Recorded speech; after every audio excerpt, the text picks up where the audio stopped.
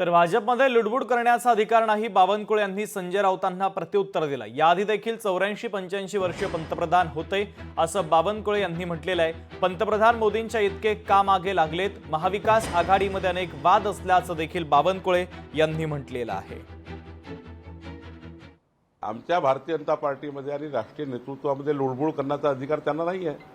त्यामुळे त्यांनी फार चिंता करू नये। मोदीजी समर्थ आहे, सक्षम आहे आणि यापूर्वी 81, 82, 83, 84, 85 वर्षापर्यंत देशाचे पंतप्रधान नरसिंहराव, काही कितीतरी नाव घेता येईल आपल्याला, असे खूप लोक 81, 82, 83 वर्षापर्यंत राहिले आहेत।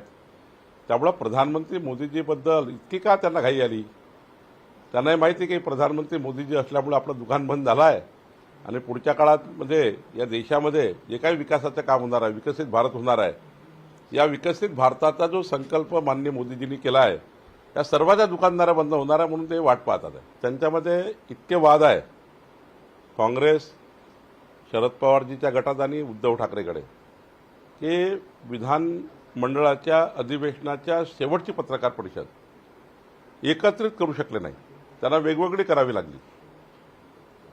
त्यामुळे आपण समजून घ्या की त्यांचा विरोधी पक्षनेता कोण बनणार, काय बनणार, तिघेही आपसात भांडतायत।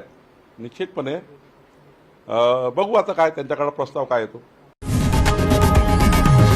लोकशाही मराठी ऐका, पहा, जागरूक रहा।